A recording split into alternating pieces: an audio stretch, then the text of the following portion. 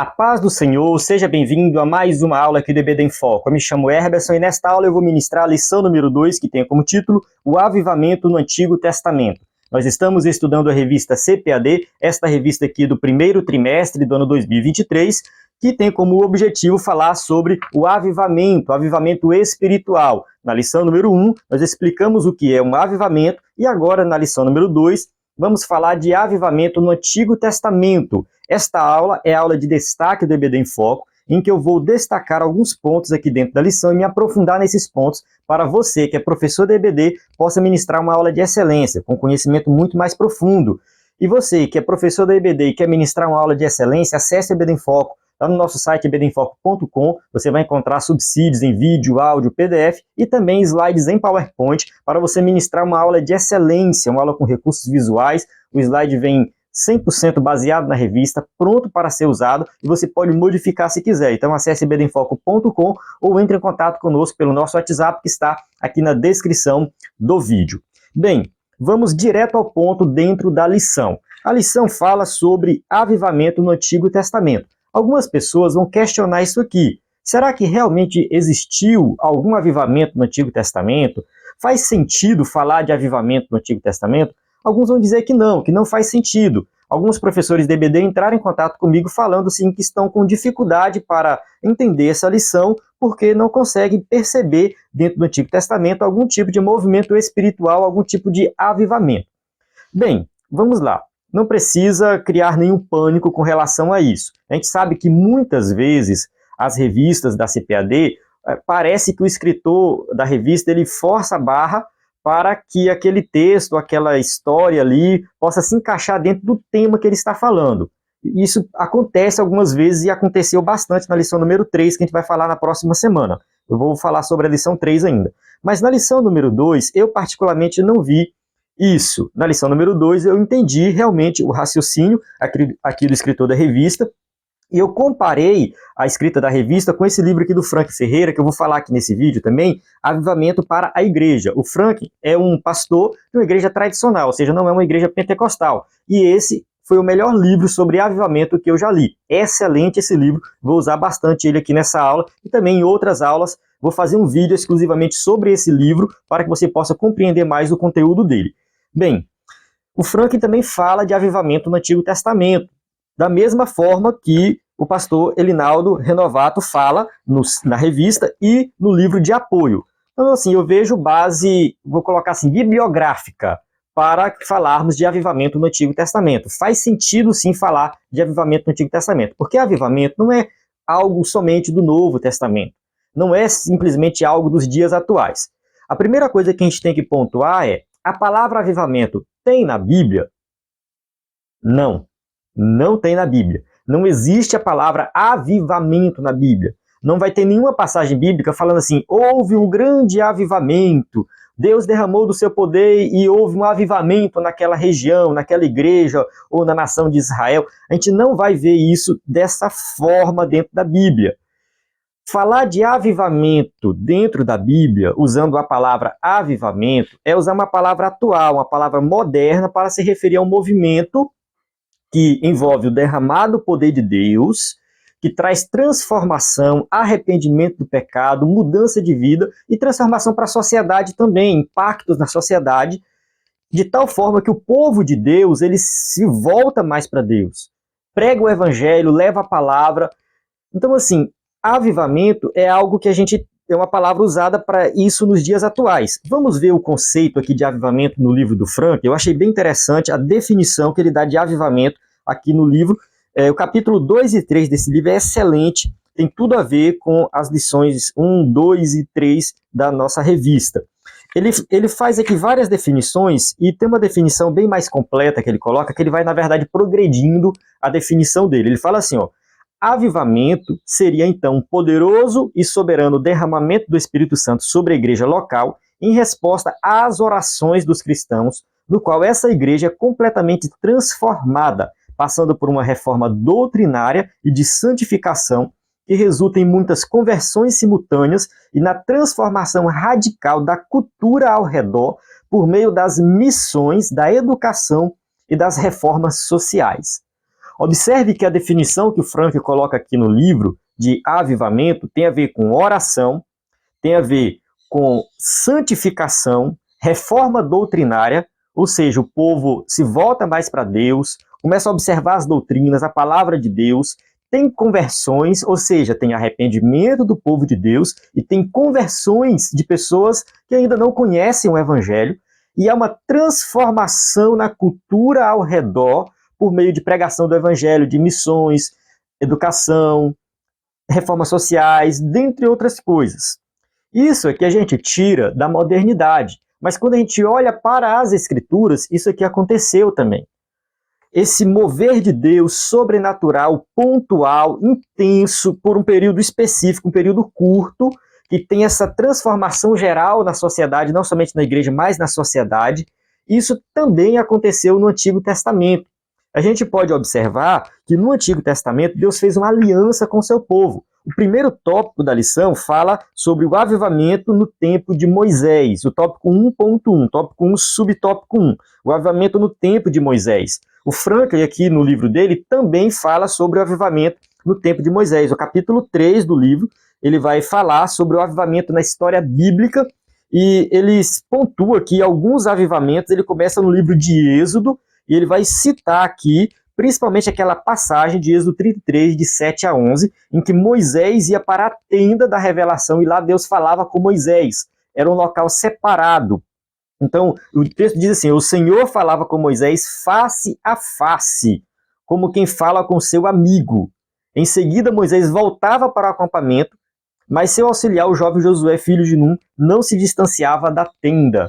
A gente observa o quê? Que já tinha ali Josué, junto com Moisés, atuando nesse ministério. Deus falava face a face com Moisés e Moisés levava a palavra para o povo.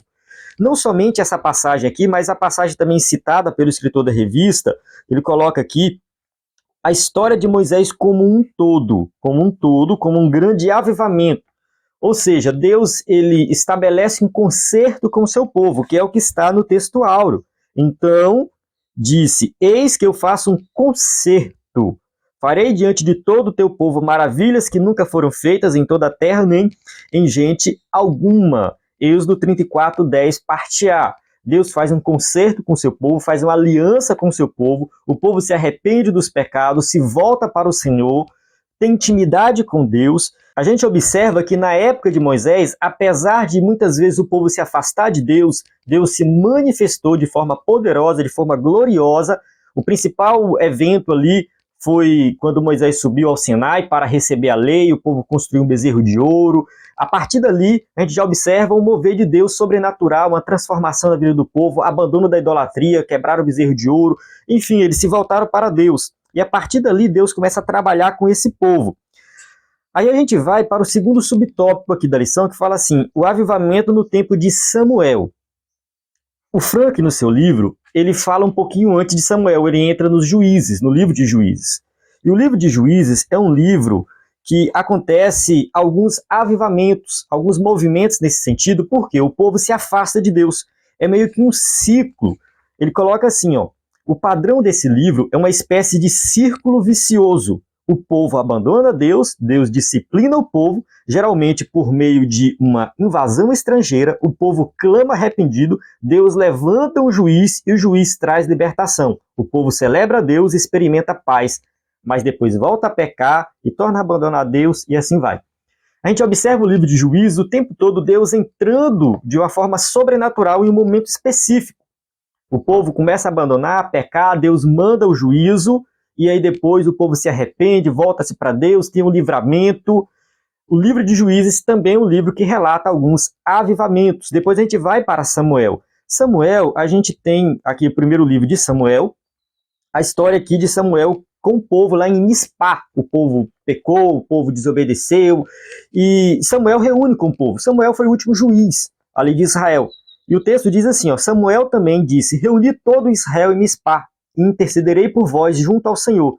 Eles se reuniram em Mispá, tiraram água e derramaram diante do Senhor. Jejuaram aquele dia e ali professaram: pecamos contra o Senhor. E Samuel julgava os israelitas em Mispá. O povo se arrepende, o povo se volta para Deus. Por quê? Porque eles estavam pecando, foram derrotados na guerra, e eles precisavam o quê? Passar por uma transformação espiritual. E Samuel vai protagonizar isso aí, ele vai puxar a frente, vai liderar o povo, foi o último juiz, um grande homem de Deus, e promoveu esse grande avivamento nessa época. No segundo livro de Samuel, a gente tem a história de Davi, que vai buscar a Arca da Aliança. Quando Davi volta, tem aquela alegria, aquele grande avivamento. Observe que tudo isso se volta para o concerto que Deus fez com o povo lá na época de Moisés. Deus fez um concerto com o povo.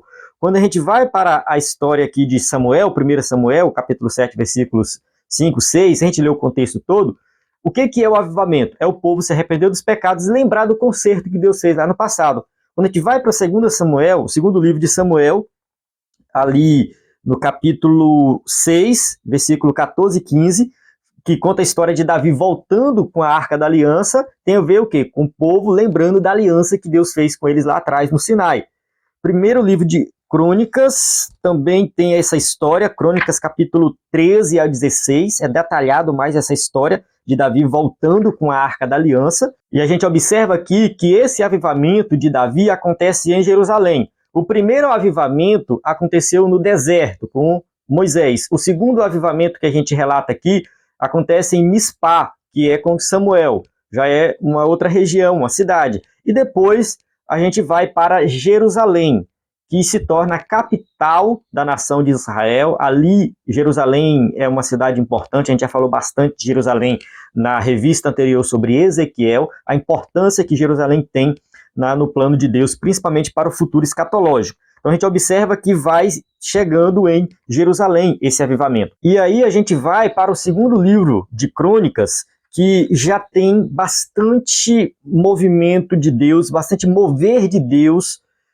porque assim, mais uma vez, o povo se afasta de Deus, é castigado, e Deus vai lá e faz um mover diferenciado. Aqui na nossa revista nós temos o avivamento no tempo de Josias. Foi um grande avivamento, só que antes de Josias houve outros avivamentos que são registrados aqui em Crônicas.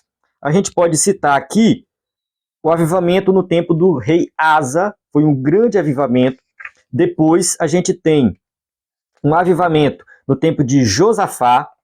Depois a gente tem, deixa eu colocar aqui para a gente pontuar certinho, um avivamento promovido por Joiada, que foi um sacerdote. Isso aqui foi também algo que a gente tem que pontuar, que nem sempre foram reis que protagonizaram isso, porque assim, eram os reis que lideravam a nação. Então, quando o rei pecava, a nação também pecava e se afastava de Deus. Aí o rei se arrependia, voltava-se para o Senhor, e a nação também se arrependia. E Joiada já é um sacerdote, ele promove também um grande avivamento, ele lidera esse avivamento. O texto diz assim: Joiada firmou uma aliança com todo o povo e com o rei, pela qual seria o povo do Senhor. Depois tem um avivamento no tempo do rei Ezequias, que com apenas 25 anos também promoveu um grande avivamento, o povo se arrependeu, abandonou o pecado. E a gente vai avançando aqui, tá? Eu vou avançando. E aí a gente chega no avivamento na época do rei Josias, que é o avivamento citado aqui na revista. O texto bíblico vai dizer o seguinte, que o livro da lei tinha sido perdido nessa época.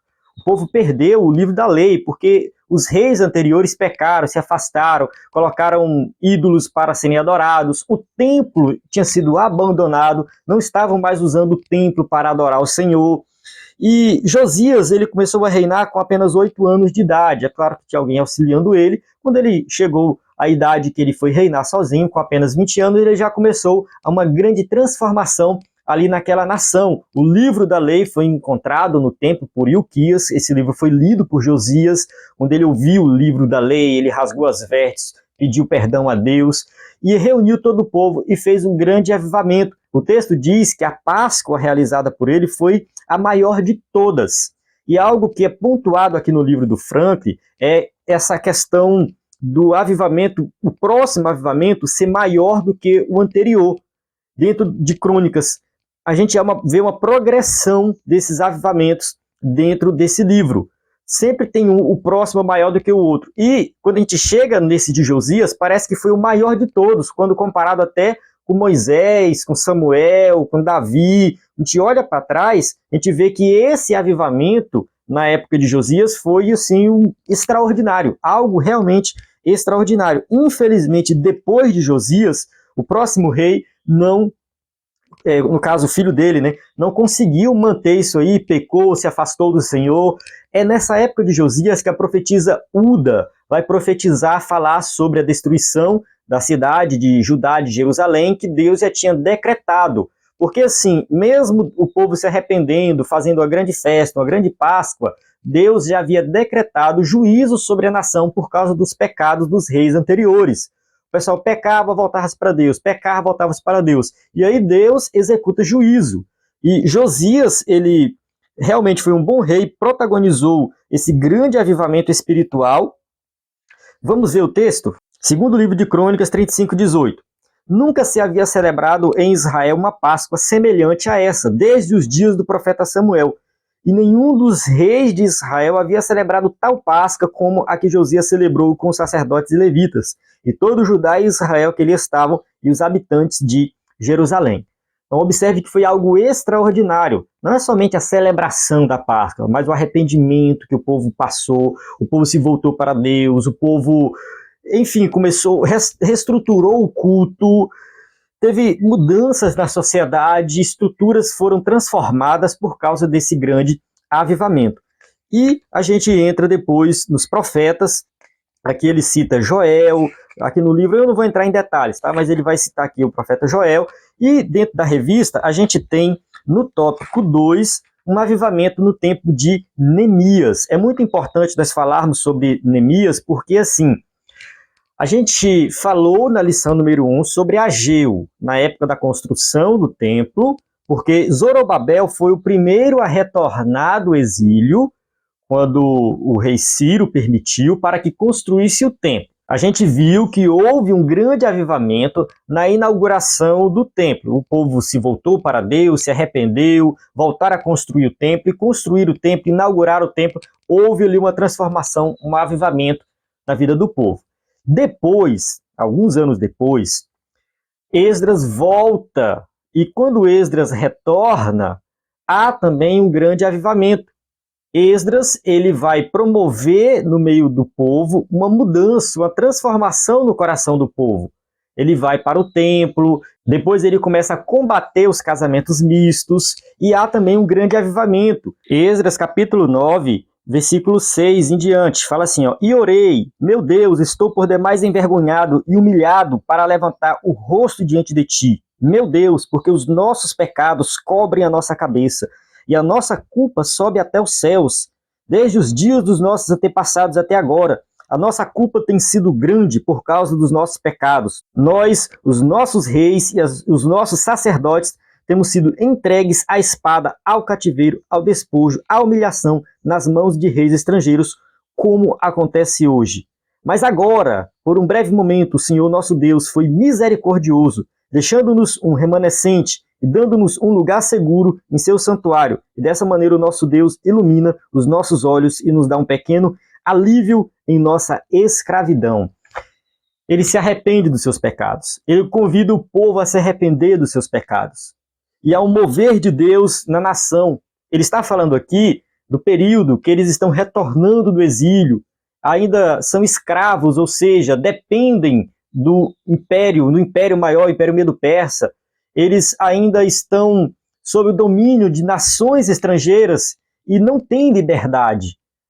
É claro que Deus, pela misericórdia, permite que eles reconstruam a cidade, os muros, o templo, tem uma reconstrução.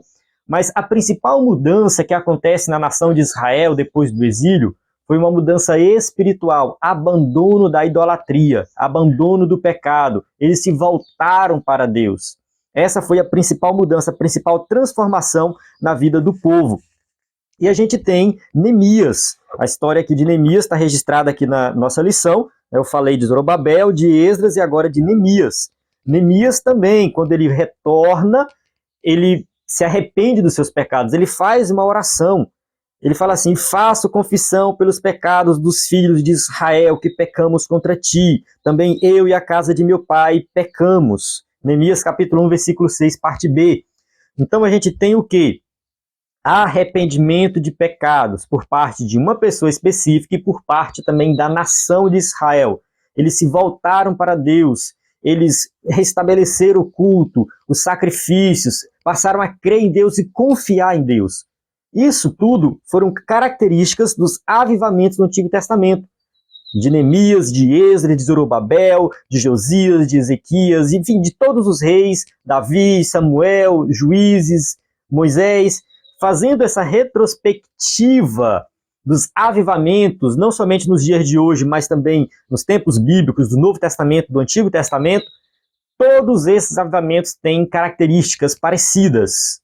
E a principal delas é esse arrependimento dos pecados. É um retorno ao Senhor, um mover de Deus sobrenatural que causa transformação não somente no meio do povo de Deus, mas também na sociedade ao redor. Aqui no livro do Franklin, ele dá vários exemplos de avivamentos que aconteceram na história. A revista aqui da CPAD vai falar de avivamento até o final do trimestre, e a gente vai ver vários exemplos mesmo de avivamento na revista, nos livros, e eu quero até citar alguns aqui, que o livro do Franklin ele é repleto de exemplos práticos desses avivamentos. Ele coloca aqui alguns exemplos, infelizmente não vai dar para ficar lendo detalhes e tudo mais, mas assim, ele cita aqui o Russell Shedd, que quando ele fazia seminário, ele conta que teve uma reunião de oração em que ele participou, que começou de forma simples, mas de repente houve um mover de Deus, as pessoas começaram a contar testemunhos, os jovens foram testemunhando e foram pregando e cantando e falando. Essa reunião durou 40 horas. Olha só, 40 horas uma reunião de oração. 40 horas ininterruptas. E o povo motivado. Não é aquele negócio que alguns pastores fazem por aí, vamos fazer um movimento e tal, e fecha a porta da igreja e fica todo mundo com vontade de ir embora. Não, não. Algo espontâneo, natural, o mover de Deus natural no meio daqueles jovens que estudavam seminário. Eles testemunharam ali do poder do evangelho e dali, daquela sala, daquela reunião, saiu grandes missionários, grandes pastores. O Russell Shedd é um deles e muitos outros saíram dali, foram pregar o evangelho longe, muitos se tornaram mártires, foram pregar o evangelho em locais que tiveram que pagar com a própria vida. Então a gente observa que houve um grande mover de Deus nesse momento aqui. Ele cita vários outros exemplos de reuniões, de pregações que começaram de forma simples, mas que a partir dali saiu grandes pregadores, grandes pastores, houve um grande mover de Deus, a igreja se arrependeu dos pecados, houve uma transformação na sociedade, houve uma mudança, principalmente nessa área social, tá? Na área social, na área da educação, porque quando tem o mover de Deus dentro da igreja, a sociedade como um todo é impactada. Ele cita aqui Robert Hicks, que foi o criador da escola bíblica dominical, lá no século XVIII, na Inglaterra. Quando ele ia trabalhar, ele era dono de um jornal, ele ia trabalhar, ele via as crianças na rua roubando, fazendo um monte de coisa errada. Ele falou assim, se eu não pregar para essas crianças hoje, eu vou ter que pregar para elas no presídio. E ele começou a ensinar essas crianças, ele ensinava não somente a Bíblia, mas ensinava matemática, ensinava inglês, ensinava história, enfim, era algo bem completo a escola dominical no começo. Houve uma grande transformação na sociedade, porque a escola dominical se espalhou por toda a região, por todo o país. E em poucos anos, o número de homicídios diminuiu, o número de roubos diminuiu, as cadeias quase não tinha mais ninguém preso, por causa da transformação da pregação do evangelho. Não é porque todo mundo se converteu, não. É porque o evangelho, ele transforma a sociedade, mesmo de quem não é convertido. O Franklin dá vários exemplos aqui de transformação na sociedade que aconteceu mesmo que nem todos eram convertidos. Ele cita também a independência dos Estados Unidos. Foi um movimento protagonizado por crentes. E não é porque a população dos Estados Unidos, a maioria era crente. Não, ele diz aqui que só 20% era crente naquela época. Mas esses 20% transformaram aquela nação. Então a gente não precisa ser maioria. A gente precisa impactar a sociedade com o poder do evangelho. É isso que a gente precisa fazer. E uma crítica que o Frank faz aqui nesse livro é que muitas vezes a igreja, quando começa a passar por uma crise, por um problema, começa a diminuir a frequência dos membros, começa a observar problemas sociais, aí os pastores começam a se preocupar com o método. Qual é o método para crescer a igreja? Qual é o melhor método para atrair o povo para a igreja? Qual é o melhor método para aumentar a escola dominical? Qual é o melhor método para fazer... calma, o poder de Deus é diferente. Não é um método específico. Não é que a gente não vai estudar livros, ler metodologias, não, nada disso, não é isso. A gente vai fazer isso, mas a gente tem que confiar que é Deus que vai fazer a mudança. É Deus que vai causar a transformação. A igreja tem que orar, ela tem que buscar. Um outro exemplo que o Frank coloca aqui é de uma igreja que abriu as portas meio-dia para o povo orar. Começou com 5 pessoas orando, 10 pessoas orando. Um ano depois, tinha 3 salas lotadas de pessoas orando, em vários períodos diferentes dentro da igreja. Esse movimento, essa transformação, esse avivamento, foi algo tão extraordinário que milhares de pessoas se converteram e um país inteiro foi impactado. Depois eu vou ver se eu consigo deixar disponível alguma coisa escrita relacionada a esses exemplos para você dar uma consultada depois. É muito importante você consultar e ver esses exemplos práticos de avivamento que aconteceram no decorrer da história. E voltando aqui para a revista, a gente tem aqui o finalzinho aqui da revista falando sobre a questão do avivamento e a palavra de Deus. Ele vai falar que a palavra Deus corrige e cuidado com o formalismo. É claro que é para evitar qualquer tipo de extremismo quando se fala de voltar-se para a palavra de Deus. A gente tem, de um lado, um grupo que é muito formal, não, tal, a palavra, reverência, aquela coisa toda, e acaba levando um pouco para um lado muito frio espiritualmente. E, do outro lado, a gente tem alguns exibicionistas, né, que usam essa questão do avivamento para fazer algum tipo de exibicionismo espiritual dentro da igreja. A gente tem que tomar cuidado com esses extremos. O Frank, aqui no livro dele, ele dá um exemplo de um pastor que queria forçar um avivamento. Ele colocou o povo dentro da igreja, fechou as portas, ficou 24 horas dentro da igreja, falando para o povo orar, cantar. Tiveram que chamar a polícia, o cara foi preso. Era um pastor renomado da época. Foi preso, porque ele estava querendo forçar um avivamento. Isso não faz sentido. Não faz sentido a gente forçar um avivamento. Então a gente observa muitas igrejas querendo forçar, querendo fazer movimentos dizendo que são avivamentos. E avivamento é algo promovido por Deus. Ele não é forçado. A gente tem que ter muito cuidado com esse extremo. Começa com oração, começa com algo simples. Simples. Você que é pastor, coloque a sua igreja para orar. Você que é pastor, convoque o povo para pedir perdão dos pecados. Convoque o povo para se voltar para Deus, para ter mais intimidade com Deus. E se for da vontade do Senhor, ele vai promover um grande avivamento na sua igreja. Eu vou continuar com a ideia de que avivamento é algo coletivo, faz parte de um grupo, é protagonizado por a igreja como um todo, não somente por uma pessoa. Uma pessoa pode puxar a frente, mas o avivamento é coletivo. Então, a sua igreja, ela pode participar de um avivamento promovido por Deus, mas tem que começar com humilhação diante de Deus, oração, arrependimento dos pecados. É por aí que vai. E Deus, ele vai realmente impactar a vida da igreja e da sociedade ao redor por causa desse avivamento que ele vai promover aí na sua comunidade. Amém? Bem, eu encerro aqui essa aula e eu espero que você tenha compreendido o assunto. Se você chegou até o final, eu quero agradecer, né, por ter chegado até aqui. Muito obrigado, que Deus abençoe grandemente a sua vida. E se você é professor de EBD e quer aprender mais, eu vou deixar na descrição desse vídeo um link para um curso de professores da EBD que será ao vivo, com aulas ao vivo, interativas. Se você tiver interesse, clique no link, depois eu explico mais. Eu não vou me alongar aqui, mas eu tenho interesse em participar desse curso. Na descrição do vídeo tem o link para você clicar e ter informações sobre esse curso para que você possa se capacitar mais e aprender a ministrar uma aula de excelência. Encerro aqui, a paz do Senhor, até a próxima aula.